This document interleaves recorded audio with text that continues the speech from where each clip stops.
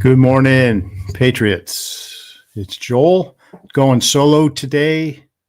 Ben is unavailable. So I invited Michael Gavlak on the show. Let's see if hopefully he'll come in soon. And wanted to talk a little bit about the big news story, this event, or Nancy Guthrie kidnapping Savannah Guthrie's mom, and just get his take on that.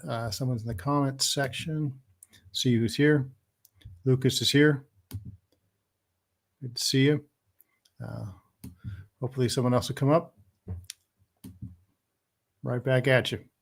Hello. So, yeah, if anybody out there is listening, not checked in yet, let me know what you think about this. I've been a little following this tangentially, the kidnapping story, and just because it has been in the news so much, and it's getting to be kind of an old story, but yet it still seems to be in the news because obviously nothing's happened, and there's conjecture and speculation about all kinds of different things. Why the kidnapper would try and hide the camera with a piece of flour or something. Lucas, you've been unfamiliar with the story? If you're unfamiliar with the story, Savannah Guthrie, I guess she's an NBC Today Show host, I think, and her mom in Tucson is gone missing, and there's been some ransom notes, and they're not sure. At first they thought it was a kidnapping. Now they're really not sure at all what it is. Michael is here. And I cannot hear you. Having a slow internet day. I have no and I can hear you. Can anybody hear Michael? What shall I do? Testing. Are you coming in? Get out of here and come back. I'll be back. Because we can hear you. Okay, Michael's going to get out and come back. So, all right. So, yeah, Lucas, if you're unfamiliar, she disappeared probably close to 2 weeks ago. And a couple days later, they got a ransom note, someone demanding Bitcoin, which is kind of strange for it to happen 2 days later. She's 84 years old. She needs medications. They found blood at the house, her blood, and there's video of a man in a mask coming to her door. You there, Michael? Can you hear us? Okay, apparently Michael can't hear us, and we can hear him. So, yeah. So that's basically it. There have been really no leads. They haven't found her. They're worried because she needs medication. She's 84 years old. And here's Michael again. One more time. You there? This is something on my end that I can do. I don't know. So, okay. We'll see if we can get it figured out. If not, not sure what to do there. Maybe I need to invite him. Invite guest. Let's see. Yeah, not good enough producer on that to know. So hopefully we can figure that out, Michael. I'll let him know that we can hear him, and then we'll get on with the show one way or the other. So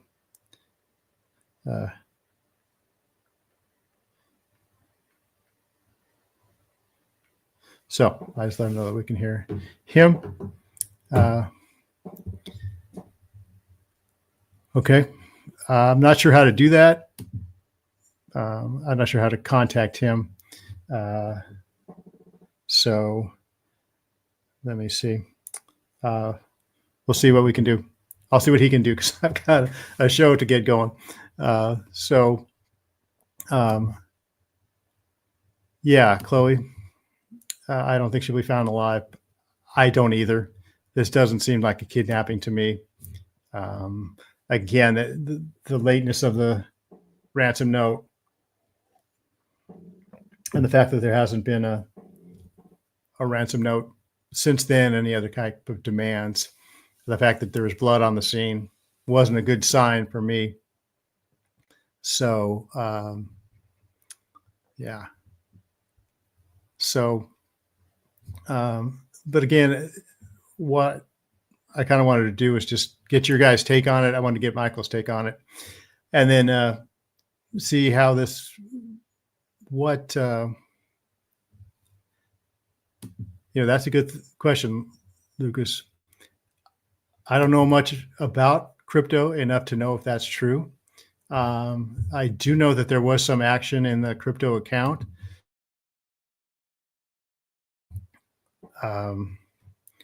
But yeah, I would think it would be, unless it's like some Swiss bank account type of thing. I don't know if crypto has that kind of thing. Yeah. So outrageous to hurt such a defenseless old woman. It tells you a lot about the criminal. Yeah. I know at first they thought it was a family member that might have been involved in this. I've heard some psychological type of things saying, or that the behavior of the kidnapper, him hiding, he was on the porch and there was obviously a camera there, and he goes and grabs some flowers from the garden to cover up the camera really clumsily. So it didn't seem like it was a professional job, which tells me it wasn't a professional kidnapping. And, we haven't had kidnappings in a long time in this country. When I was young, there was a lot of really high profile kidnappings. Obviously, Patty Hearst was the most famous one. I know that, and if you don't know the Patty Hearst, most of us probably are old enough to know that. But William Randolph Hearst's, I think, granddaughter was kidnapped, and a lot of by the Simonese Liberation Army, which was a kind of a small radical group. And they eventually, I don't know if it's Stockholm syndrome or initially they had her so long and were abusive so long to her that she actually joined the group and participated in some bank robberies they did. That they haven't done enough movies about the Patty Hearst story because that was something. Okay, so on the cryptocurrency, theoretically, it's not traceable, but pretty sure the authorities have the technology to trace it. I think, isn't that the appeal of crypto, is that it's really not traceable. It's not something the government can get their hands on. So contrary to the myth of total anonymity, crypto operates on public, immutable, and transparent ledgers. That's blockchain, right? Yeah. So,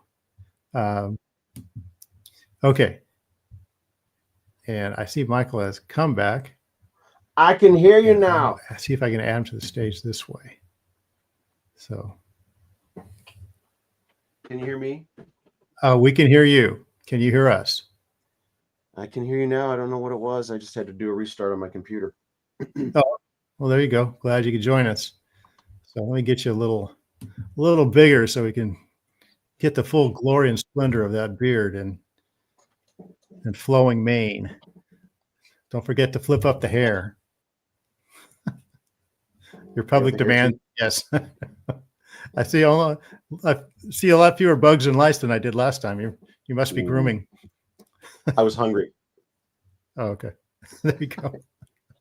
Protein is protein. Yeah, we were talking about the kidnapping. Just want to get your take on it. We've been talking about actually it's kind of gone into crypto because they demanded some cryptocurrency. We've been talking about how that works. Can they trace it? Whatever. What's your sense here? What's your reaction? Okay, a couple of things.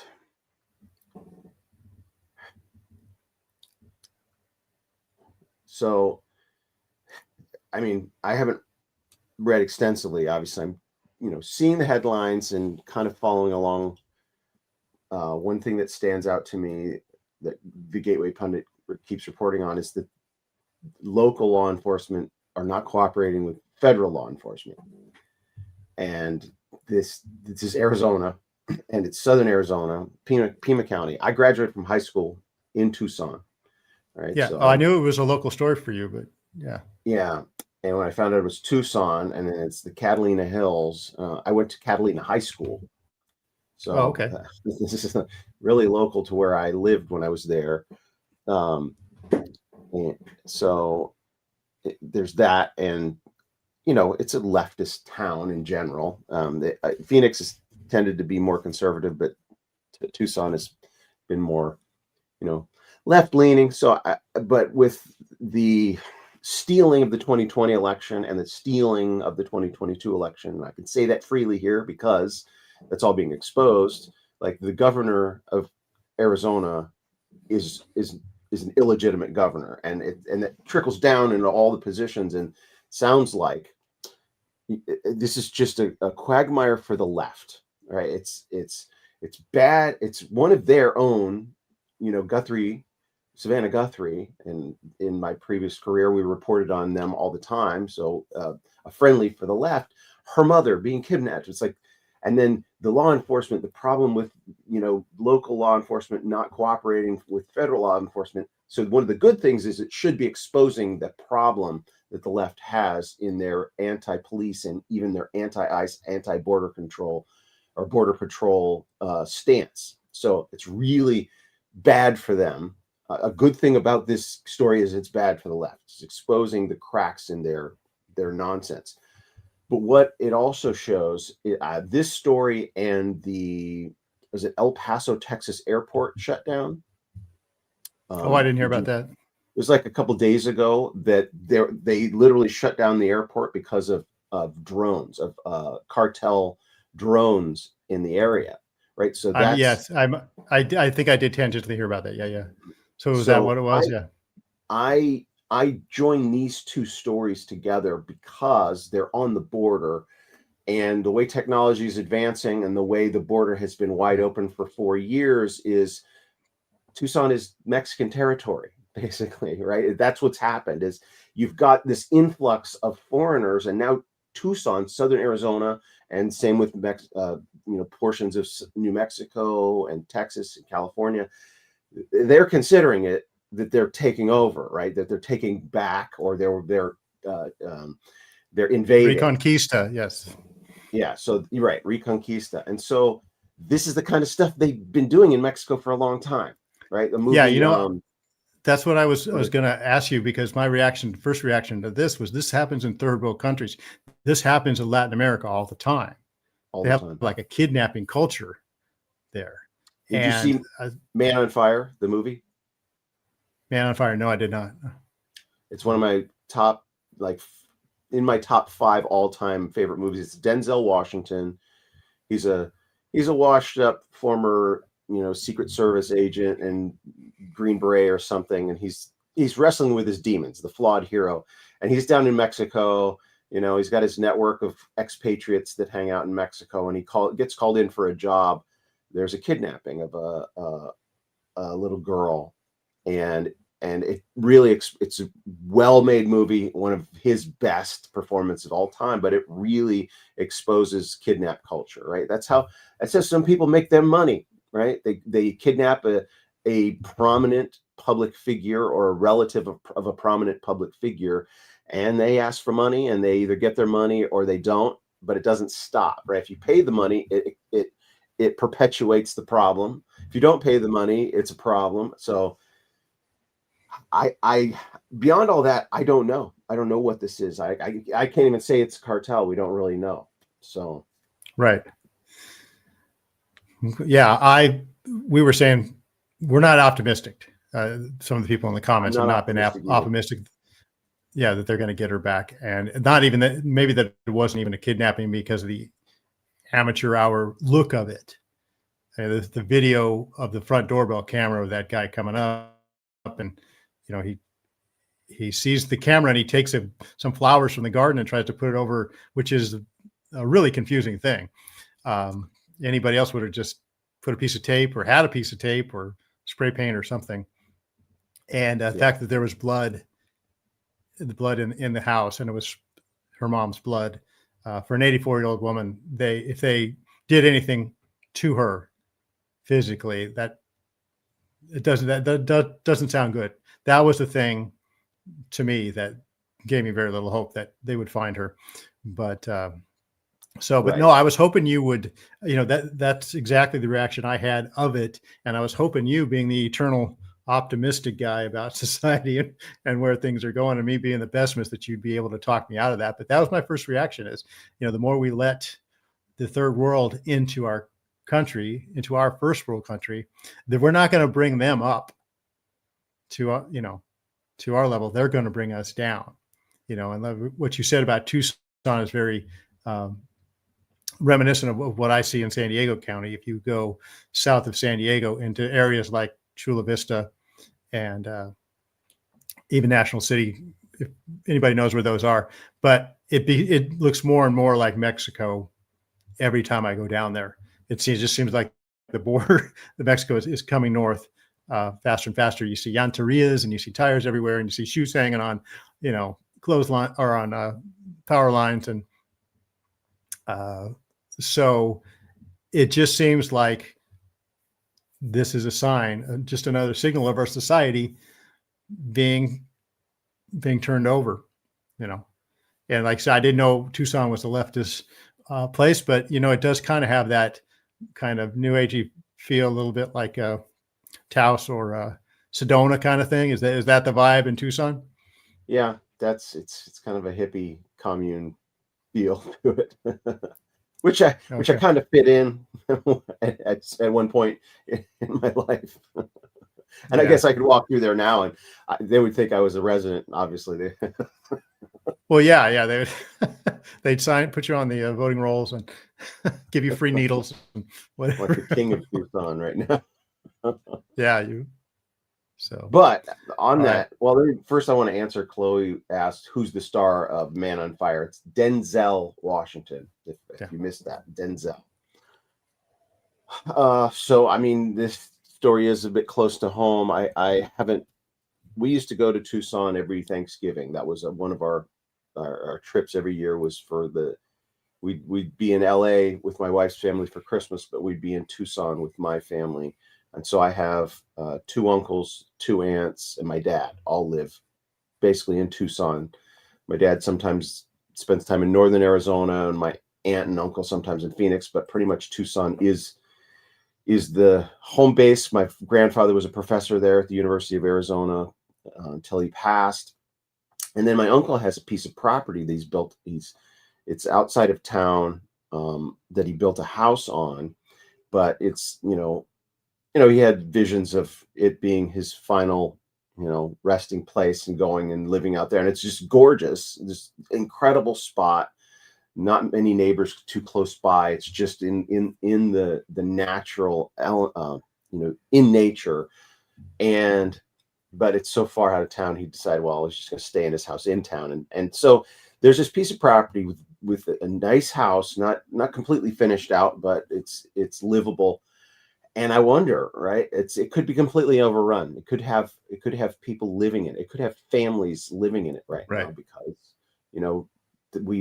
my uncle doesn't go out there all the time. So those are things that cross my mind. And the good news is we've got the administration going down a checklist of prioritizing, properly prioritizing things now. Yeah, we are a country. What is a country? A country is a thing that has borders around it. What are borders, right? It's, what does citizenship mean? What does it mean to vote? What does it mean? And so the important issues are being addressed, but it's like after letting a cancer fester for a while, there's that question: has it gone too far to reverse or not? You're going to have, when it gets to celebrities, families being kidnapped, that's a line we haven't really seen crossed. We don't know the outcome of this yet, but like you, I'm am generally an optimist, but in this case, Yeah. if it doesn't turn out well, then it's a blemish on the left, right? So that is the silver lining, right? All things work together for the good of those who love God, who are called according to His purpose as well. Samantha Guthrie's mom was a Christian, right? That's what this is all about. She didn't show up for her remote group that watches the Sunday morning service. So if she's no longer with us, she's in a better place, and it's not a trope. It's true, right? But poor Savannah, has to reconcile with that. And is this that red pill moment for her, right? It's like this forces the influencers to really dig deep and say, what's the problem here? But they really need to get to the bottom of it. If it's not even a Mexican cartel that did it, then everything I'm saying is moot. But that's, we're jumping to that conclusion because it seems to be the most rational kind of thing, conclusion. So remains to be seen, but I'm not optimistic. Yeah. Sadly, it's too bad. So, but I know she was a Christian. I know Savannah was. She quoted Psalm 23 and Isaiah 26. Psalm and 23. Yeah. So, okay. Well, that's the report on that. But I wanted to start with this since you were late coming in. Yesterday, I did my show on the 2 Super Bowl halftime shows. I just want to get your take on those, being the entertainment guy that you are. What'd you think? I think it was a glorious day. It was a glorious day. We live in this culture. We're experiencing it. We're witnessing it, and there's some crossover. Like I'm friends with the person at TPUSA that was I'm fairly confident was one of the main movers and shakers of that event, right? The person that I'm friends with, that's right up her alley. That's right in her wheelhouse. So it's like, oh, so it's not even 6 degrees of separation for me. It's like I was texting with her the next day. I'm like, so a little bit of bias. Yeah, I'm born in Phoenix, right? But also working in the media, I've known, and I've had to say this to my wife many, many times, the Super Bowl, it's the Oscars for men, right? It's the one, Really? It's the biggest event of the year, right? The Oscars is the biggest event of the year for women, right? But the Super Bowl is the biggest single event for everyone, right? I mean for men, but it's like the biggest. That's why the commercials, that's the premium for the rate on commercials is Super Bowl halftime, etc. Right. It's such a glorious thing to see the deluded left shoot themselves so, like, not the foot, both feet, right? They're just blasting away at their own feet, just chopping themselves down with their. Here's the rationale, right? Well, the rationale and the spin is, well, we got more viewers. This Super Bowl is the most viewed. It's not the numbers. It's the numbers in first world nations that have the money to spend on the products, right? It's not global numbers, right? It's not, we had more people watch this in other countries and this and that. It's like, yeah, but they're not the ones that the advertisers are targeting. The people that are paying the money to put those commercials in there want the top dollar spenders. And that's the US market. And this was disastrous. Bad Bunny had to shut off all his social media after this. That's the proof right there. The proof that this was a disaster was the star himself was not reveling in it afterwards. He was, it was a disaster for him, for his career, and for all of those people. Roger Goodell is like, what the heck are you doing? This is the most American of American moments in the year. And nobody was interested. We lost 40% of our market, of our viewership after the second quarter.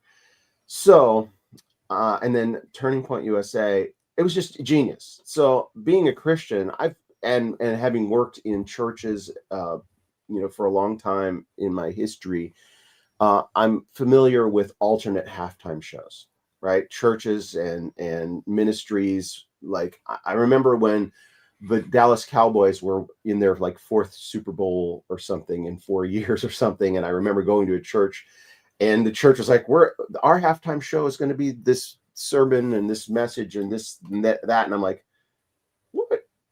I'm working at this church, so I have to be at this thing, but I want to watch the halftime show. But so this was like a stroke of genius for Turning Point USA, because, you know, I've run into people that are like, I'm a Charlie Kirk fan, but I'm not a Turning Point USA fan. Like, I'm sorry, Turning Point USA is making some good decisions. They're making some right decisions. There's plenty of wrong stuff. There's plenty of crazy stuff. There's plenty of infighting. And I've been, you know, interacting with some people and et cetera. But for the most part, it's not going away now. It's like that success was just the first one. And the NFL now has something to compete with that they never thought they would have to compete with. So that's my take. There's my 2 cents. Okay. What did you think of I keep saying Chris Rock, Kid Rock's redemption performance? First of all, that's your genre. The first song you sang seems to be more of the. So I didn't actually watch either of the halftime shows. I was bouncing around. I watched the Super Bowl in 4 different locations. I started first quarter in one place, second quarter in another place, the part of the halftime show and the part of the third quarter in another place, and I ended the fourth quarter, last 4 minutes of the game, sitting on my couch. But it would be good for you to take a look at it. I didn't see. I went out and did stuff in my garden. My wife tried to find the TPUSA one, but couldn't, because we had heard that it was coming. So, but I did watch them later. But Kid Rock did, at the end, there was some country music, very familiar style of country music. He released the song "Till You Can't." Right. But before that, yeah. So at the very end, they said, "Here's Kid Rock," and so he did his performance, his character, and a song called Bada Twaba, where it's very much like a screaming kind of rap song where he's dancing, and it's got some questionable lyrics, right? There wasn't a family friendly song at all, but it's back, I think it was from 1998 when he was first starting. Well, then they transitioned into this beautiful violin and cello duet. Very beautiful song, Christian song. I still can't find the title of it. And then they said, after that, here's our brother Robert Ritchie. And that's when Kid Rock threw off his old persona, came out as Robert Ritchie, sang the song "Till You Can," and added the verse. Did you hear about the verse he added? Well, so I may not have watched the shows. I did catch the Bad Bunny performance at the third thing I went to, you know, and I actually filmed it, and I actually commented because I was with a bunch of Latinos at a Super Bowl party, and so they were all loving it, and I'm standing behind kind of filming it, and I turned to the camera, was like, I didn't see any white people in that halftime show. I like none. I see all of them watching it, but not a single white person. But then when I looked into the song and I listened to it, I went to listen to I guess it charted. "Till You Can't" was the top 2 songs on iTunes, where Bad Bunny was number 3. The top 2, the original and Kid Rock's version, both dominated Bad Bunny.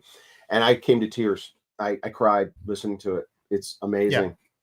Yeah. But that was that verse he added at the end was the final thing of, you know, you dust off that Bible, you can, you know, come to Christ as your Savior until you can't.